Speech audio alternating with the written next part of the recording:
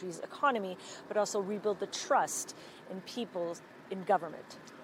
Let's get more now on that election in Sri Lanka. We can bring in Daniel Bass, the South Asia Program Manager at Cornell University. A tight race here. Tell us more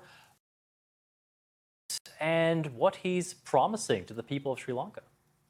Well, Anura Kumara Dissanayake, or AKD, as he is known, is from the leftist JVP, which has, as your correspondent said, toned down a lot of the more Marxist rhetoric to become more straight-ahead social democratic party, socialist democratic. And he's promised relief for people. So since the economic crisis of 2022, there's been some measures of stability and relief, and that there are no longer large power cuts and queues for petrol, and the rupee has not depreciated so badly. But for everyday people, there's still massive food insecurity, massive poverty, and much of that is the result of corruption of the previous administration. So he's promising relief for the people, and it is still uncertain how soon he'll be able to achieve that. Yeah, that was my next question. I mean, how difficult will some of these promises be when it comes to the economy, when it comes to tackling corruption? Can Mr. Dissanayake really get down to business in the first few months? It will take some time. He says he will renegotiate with the IMF about the terms of their loans and agreements, and that's still to be seen. But mainly he'll have to wait until there's a new parliament before he can proceed much further. Although he promised to dissolve parliament within the first few days of his presidency. So if he does that this week, then another parliament will take another month or two for parliamentary elections. And then if he gets a majority, then he will be able to make some major changes. But he can begin investigations in terms of corruption pretty soon. It was interesting, too, wasn't it, to look at the way that this vote happened. We heard there from the correspondent that this was less divided than usual along ethnic lines or religious lines. What do you think that says about politics in Sri Lanka? Is this a shift here now? Well, the campaign was not on ethnic lines, it was much more on economic lines. But the opposition candidate, Sajid Premadasa, the only districts that he won were in the predominantly Tamil areas of the north and east and the Central Highlands.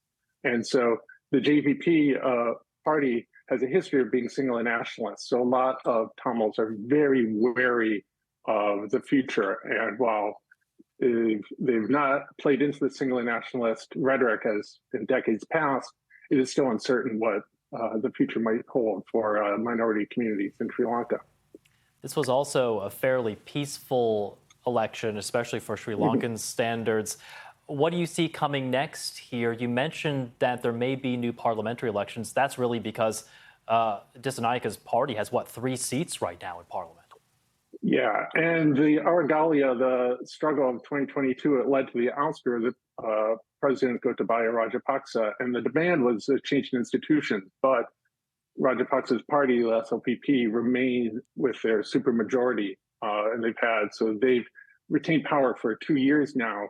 And so there's a lot of dissatisfaction with Parliament. So when that changes, they might be able to, AKD can make some substantial changes, but it'll be interesting to see how he deals with this party that he has had little power beforehand, and whether they can actually get a majority is still to be seen. And just while I have you here, you touched on this briefly, but what's the situation like right now in Sri Lanka? There was obviously a big economic crisis a couple of years ago. How much of that is still in effect? What are the Sri Lankans right now facing in their day-to-day lives? Well, as I said, some of the major measures have eased, and so there's stability, but there's food insecurity. Families who years ago could afford to buy meat are barely able to purchase eggs or lentils, people going with fewer meals per day. The child poverty rates have skyrocketed. Formerly middle class families are now not able to afford what they used to.